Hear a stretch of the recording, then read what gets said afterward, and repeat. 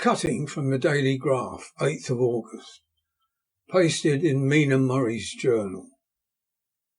From a correspondent, Whitby. One greatest and suddenest storms on record has just been experienced here, with results both strange and unique. The weather had been somewhat sultry, but not to any degree uncommon in the month of August. Saturday evening was as fine as was ever known, and the great body of holiday makers laid out yesterday for visits to Mulgrave Woods, Robin Hood's Bay, Rig Mill, Runswick, Staithes, and the various trips in the neighbourhood of Whitby. The steamers Emma and Scarborough made trips up and down the coast, and there was an unusual amount of tripping both to and fro from Whitby. The day was unusually fine till the afternoon, when some of the gossips who frequent the East Cliff churchyard and from that commanding eminence watched the wide sweep of sea visible to the north and east, called attention to a sudden show of mares' tails high in the sky to the northwest. The wind was then blowing from the southwest in the mild degree which in barometrical language is ranked number 2 light breeze. The coastguard on duty at once made a report, and one old fisherman, who for more than half a century has kept watch on weather signs from the East Cliff, foretold in an emphatic manner the coming of a sudden storm. The approach of sunset was so very beautiful, so grand in its masses of splendidly coloured clouds, that there was quite an assemblage on the walk along the cliff of the old churchyard to enjoy the beauty.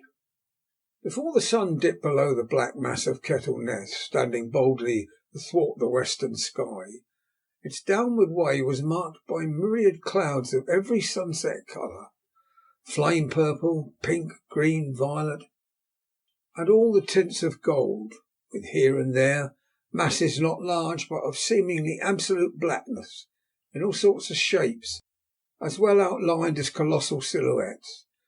The experience was not lost on the painters, and doubtless some of the sketches of the prelude to the great storm will grace the R.A. and R.I. walls in May next. More than one captain made up his mind then and there that his cobble, or his mule as they term the different classes of boats, would remain in the harbour till the storm had passed. The wind fell away entirely during the evening, and at midnight there was a dead calm.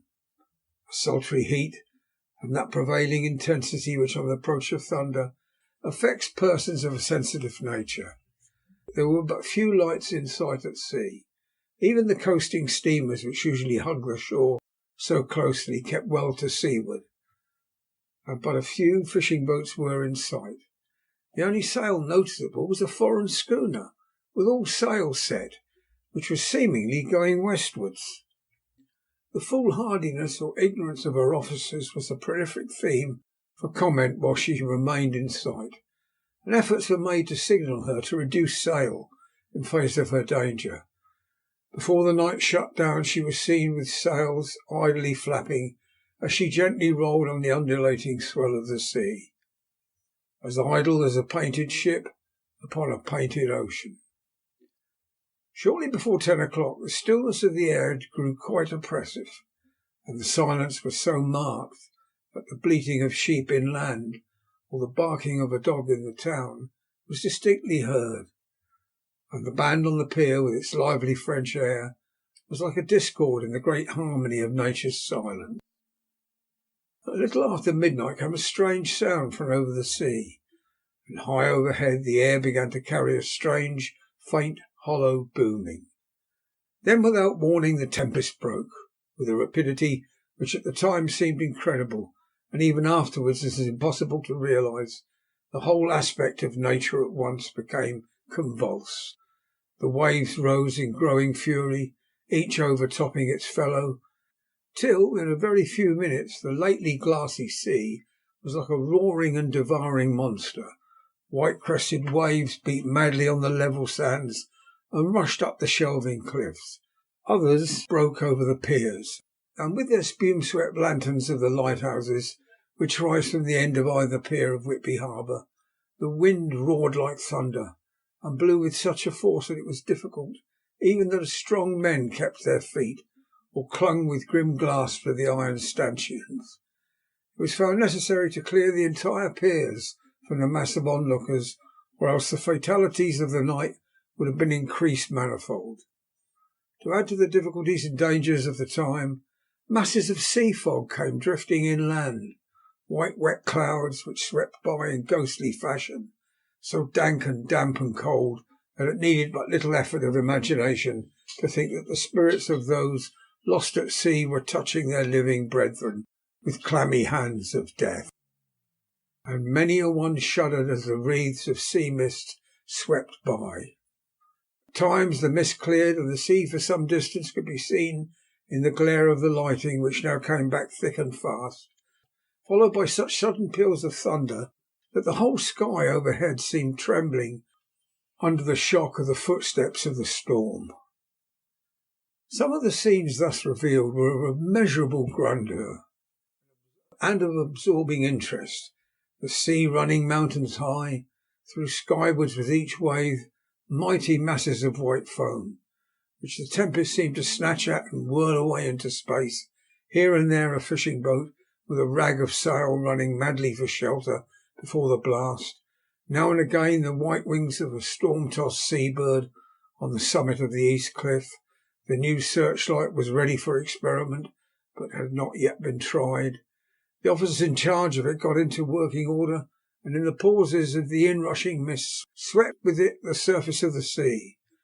Once or twice its service was most effective, as when a fishing boat, with a gunwale under water, rushed into the harbour, able, by the guidance of the sheltering light, so to avoid the danger of dashing against the piers. By the guidance of the sheltering light, to avoid the danger of dashing against the piers. As each boat achieved the safety of the port, there was a shout of joy from the mass of people on shore, a shout which for a moment seemed to cleave the gale and was then swept away in its rush. Before long the searchlight discovered some distance away a schooner with all sails set, apparently the same vessel which had been noticed earlier in the evening. The wind had by this time backed to the east. There was a shudder amongst the watchers on the cliff as they realised the terrible danger in which she now was.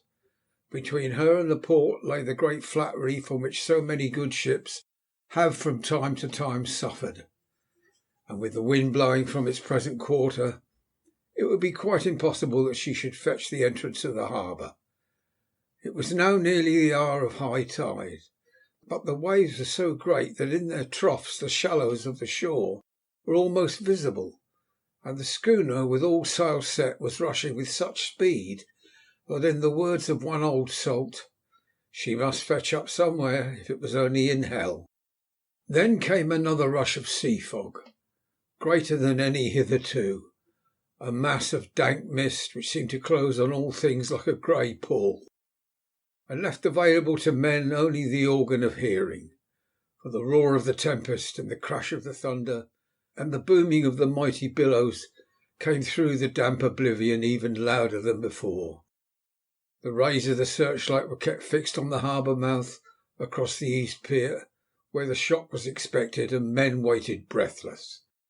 The wind suddenly shifted to the north-east, and the remnant of the sea fog melted in the blast, and then Miravel dictu, between two piers, leaping from wave to wave as it rushed at headlong speed, swept the strange schooner before the blast with all sails set, and gained the safety of the harbour.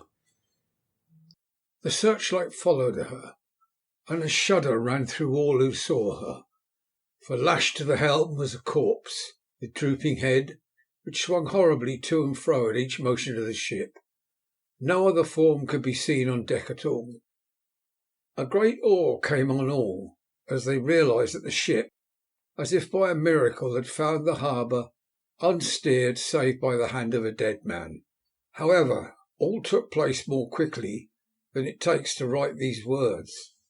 The schooner paused not, but rushing across the harbour, pitched herself onto that accumulation of sand and gravel, washed by many tides and many storms, into the south-east corner of the pier, jutting under the east cliff. known locally as Tate Hill Pier. There was, of course, a considerable concussion as the vessel drove up on the sand heap. Every spar, rope and stay was strained, and some of the top hammer came crashing down.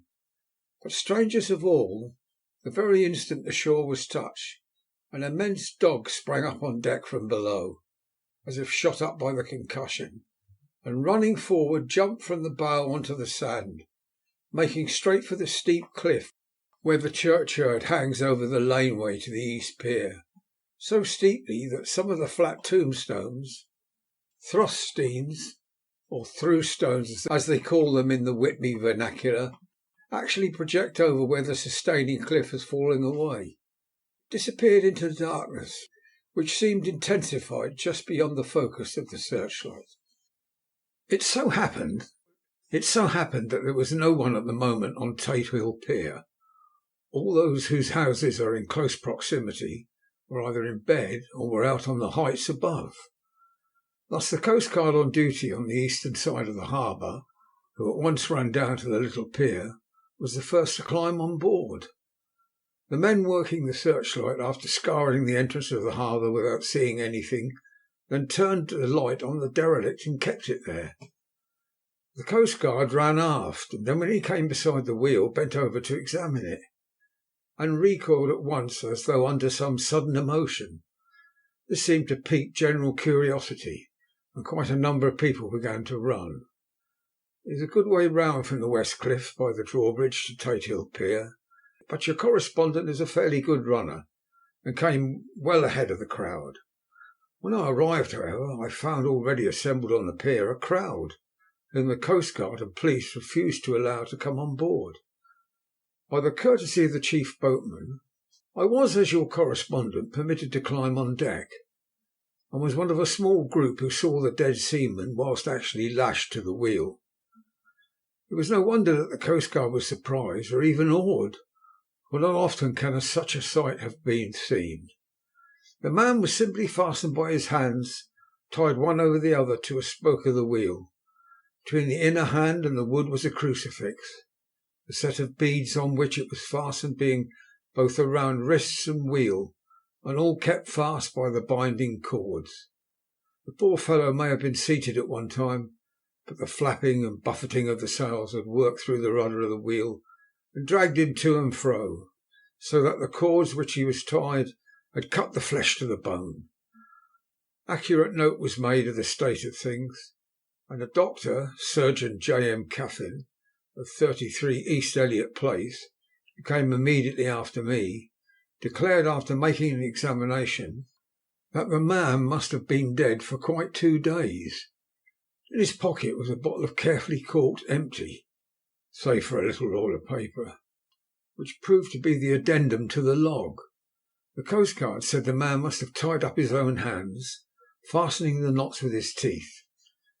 The fact that a coastguard was the first on board may save some complications later on in the Admiralty Court, for coastguards cannot claim the salvage, which is the right of the first civilian entering on a derelict. Already, however, the legal tongues are wagging, and one young law student is loudly asserting that the rights of the owner are completely sacrificed, his property being held in contravention of the statutes of Mortmain, since the tiller, as emblemship, is not proof of delegated possession. It is held in a dead hand. It is needless to say that the dead steersman had been reverently removed from the place where he held his honourable watch and ward till death, a steadfastness as noble as that of the young Casabianca, and placed in the mortuary to wait inquest. Already the sudden storm is passing, and its fierceness is abating. Crowds are scattering homeward, and the sky is beginning to redden over the Yorkshire wolds. I shall send in time for your next issue further details of the derelict ship which found her way so miraculously into harbour in the storm. Whitby, 9th of August. The sequel to the strange arrival of the derelict in the storm last night is almost more startling than the thing itself. It turns out that the schooner is a Russian from Varna, and is called the Demeter. She was almost entirely in ballast of silver sand, with only a small amount of cargo, a number of great wooden boxes filled with mould. This cargo was consigned to a Whitby solicitor, Mr. S.F. Billington of 17 the Crescent, who this morning went aboard and formally took possession of the goods consigned to him. The Russian consul, too, acting for the charter party, took formal possession of the ship and paid all harbour dues, etc. Nothing is talked about here today except the strange coincidence. The officials of the Board of Trade have been most exacting in seeing that every compliance has been made with existing regulations. As the matter is to be a 9 days' wonder, they are evidently determined that there should be no cause of after complaint. A good deal of interest was abroad concerning the dog which had landed when the ship struck, and more than a few of the members of the S.P.C.A., which is very strong in Whitby, have tried to befriend the animal. To the general disappointment, however, it was not to be found. It seems to have disappeared entirely from the town. It may be that it was frightened and made its way onto the moors, where it is still hiding in terror. There are some who look with dread on such a possibility, lest later on it should in itself become a danger, for it is evidently a fierce brute. Early this morning a large dog, a half-bred mastiff belonging to a coal merchant close to Tate Hill Pier, was found dead in the roadway opposite his master's yard. It had been fighting, and manifestly it had a savage opponent, for its throat was torn away, and its belly was slit open as if with a savage claw.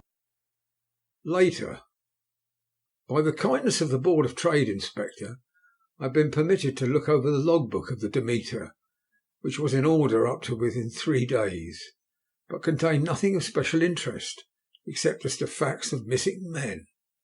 The greatest interest, however, was with regard to the paper found in the bottle, which was today produced at the inquest, and a more strange narrative than the two between them unfold it has not been my lot to come across. As there is no motive for concealment, I am permitted to use them, and accordingly send you a rescript, simply omitting technical details of seamanship and supercargo. It almost seems as though the captain had been seized with some kind of mania before he had got well into blue water, and that this had developed persistently throughout the voyage. Of course, my statement must be taken cum grano, since I am writing from the dictation of a clerk of the Russian consul, who kindly translated for me, time being short. The log of the Demeter, Varna to Whitby, written 18th July. Things so strange happening that I shall keep an accurate note henceforth till we land. On 6th of July we finished taking in cargo, silver sand and boxes of earth. At noon set sail, east wind, fresh. Crew 5 hands, 2 mates, cook and myself, captain. On 11th of July at dawn entered Bosphorus, boarded by Turkish customs officers, baksheesh all correct, under way at 4 p.m.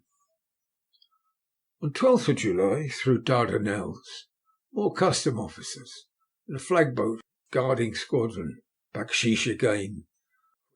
Work of officers thorough, but quick. Want us off soon.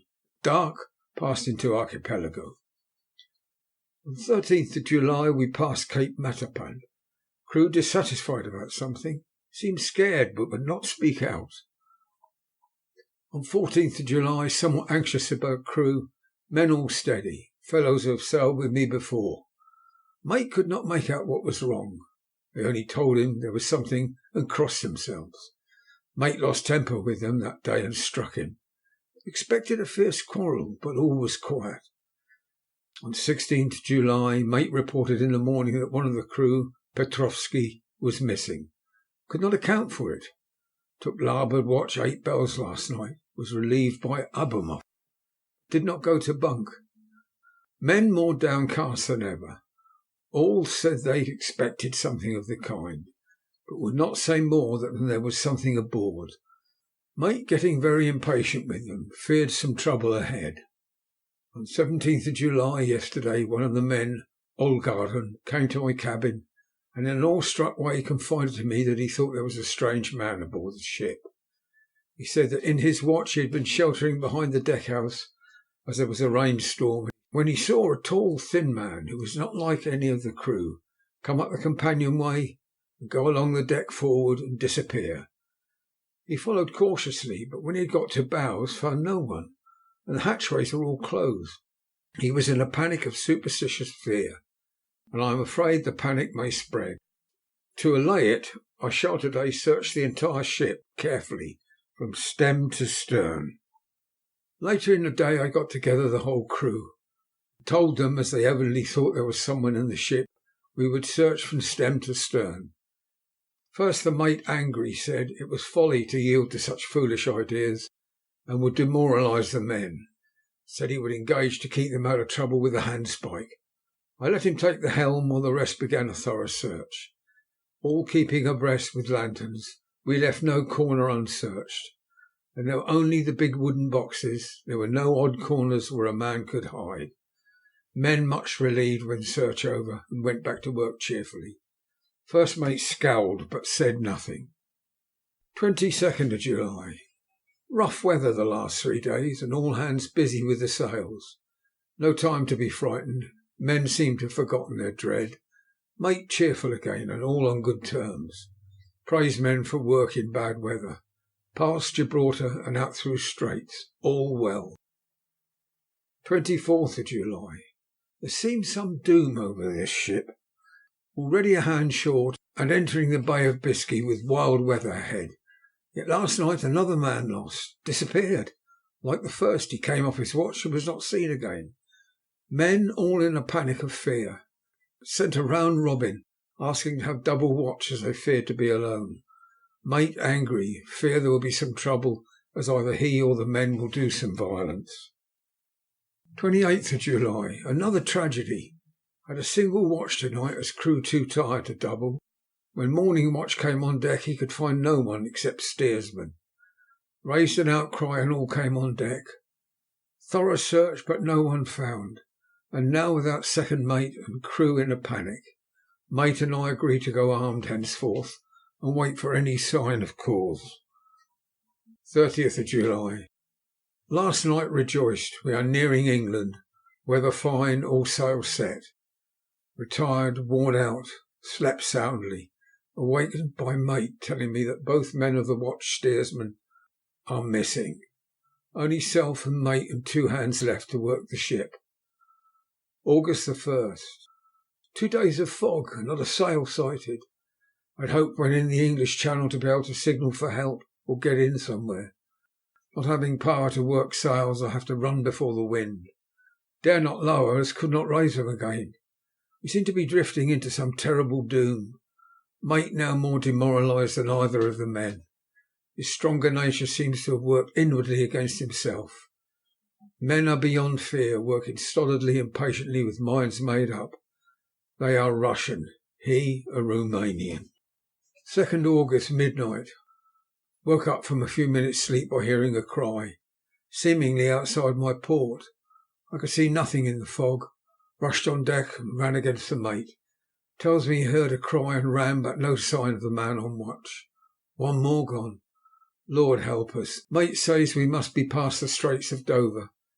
As in a moment of fog lifting he saw North Foreland, just as he heard the man cry out. So we are now off in the North Sea, and only God can guide us in the fog, which seems to move with us, and God seems to have deserted us. 3rd of August. At midnight I went to relieve the man at the wheel, and when I got to it found no one there. The wind was steady, and as we ran before it there was no yawing. I dared not leave it, so shouted for the mate. After a few minutes he rushed up on deck in his flannels. He looked wild-eyed and haggard, and I greatly fear his reason had given way.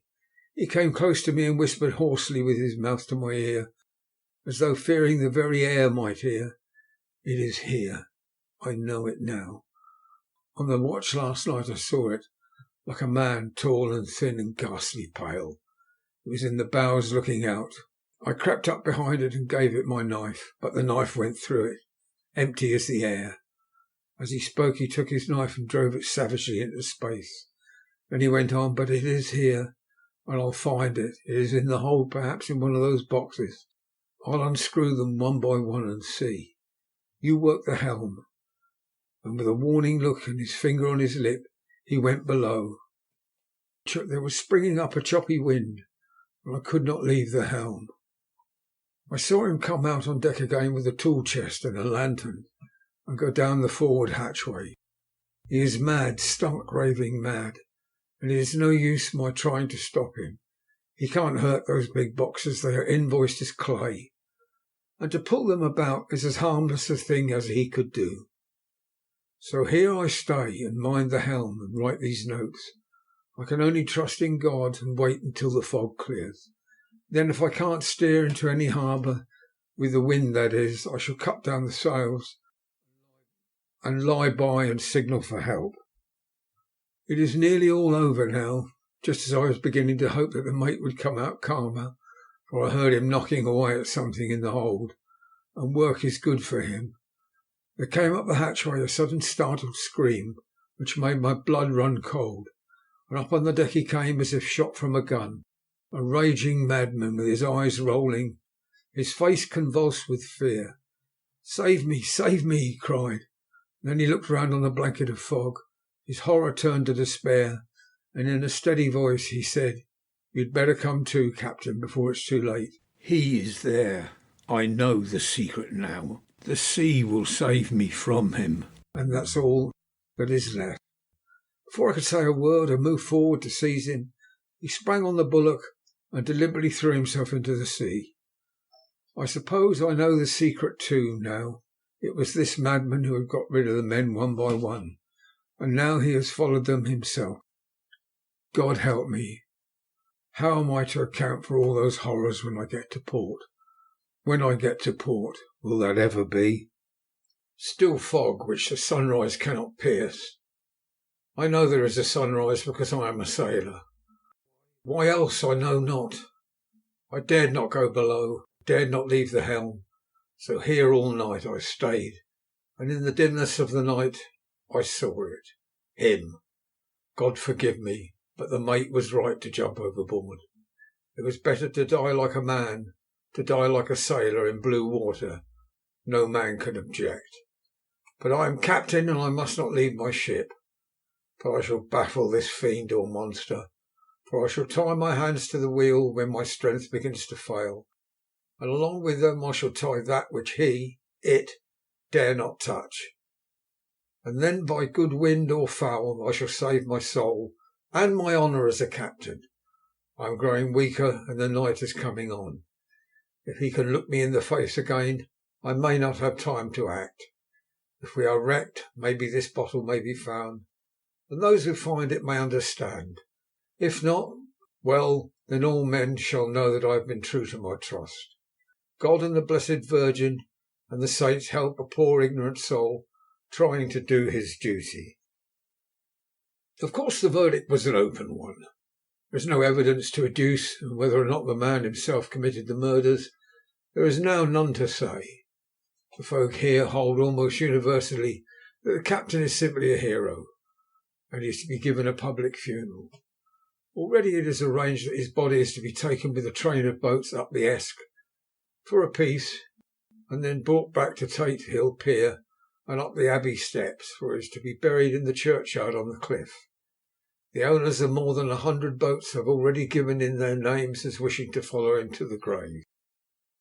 No trace has ever been found of the great dog, at which there is much mourning, for with public opinion in its present state he would, I believe, be adopted by the town. Tomorrow we shall see the funeral, and so will end this one more mystery of the sea. Mina Murray's Journal, 8th of August. Lucy was very restless all night, and I too could not sleep. The storm was fearful. As it boomed loudly among the chimney pots, it made me shudder. When a sharp puff came, it seemed to be like a distant gun. Strangely enough, Lucy did not wake, but she got up twice and dressed herself. Fortunately, each time I awoke in time and managed to undress her without waking her, and got her back to bed. It's a very strange thing, this sleepwalking, For as soon as her will is thwarted in any physical way, her intention, if there be any, disappears, and she yields herself almost exactly to the routine of her life. Early in the morning we both got up and went down to the harbour to see if anything had happened in the night. There were very few people about, and although the sun was bright and the air clear and fresh, the big grim-looking waves that seemed dark themselves because the foam that topped them was like snow, forced themselves in through the narrow mouth of the harbour, like a bullying man going through a crowd. Somehow I felt glad that Jonathan was not on the sea last night, but on land. But oh, is he on land or sea? Where is he, and how? I am getting fearfully anxious about him.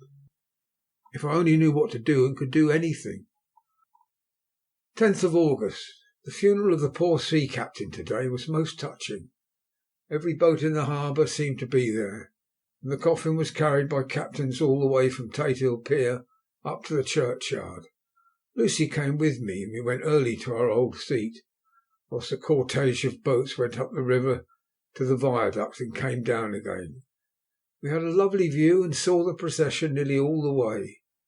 The poor fellow was laid to rest quite near our seat, so that we stood on it when the time came and saw everything. Poor Lucy seemed much upset. She was restless and uneasy all the time, and I cannot but think that her dreaming at night is telling on her. She is quite odd in one thing. She will not admit to me that there is any cause for restlessness, or if there be, she does not understand it herself. There is an additional cause in that. Poor old Mr. Swales was found dead this morning on our seat. His neck had been broken. He had evidently, as the doctor said, fallen back in the seat in some sort of fright, for there was a look of fear and horror on his face that men said made them shudder. Poor dear old man! Perhaps he had seen death with his dying eyes. Lucy is so sweet and sensitive that she feels the influences more acutely than other people do. Just now she was quite upset by a little thing which I did not much heed, though I am myself very fond of animals. One of the men who came up here often to look for the boats was followed by his dog. The dog is always with him. They are both quiet persons, and I never saw the man angry nor heard the dog bark. During the service the dog would not come to its master, who was on the seat, but kept a few yards off, barking and howling. His master spoke to it gently, and then harshly, and then angrily, but it would neither come nor cease to make a noise. It was in a sort of fury, with its eyes savage, and all its hair bristling out like a cat's tail, when puss is on the warpath. Finally the man too got angry, and jumped down and kicked the dog, and took it by the scruff of the neck, and half dragged and half threw it on the tombstone on which the seat is fixed. The moment it touched the stone the poor thing became quiet, and fell into a tremble.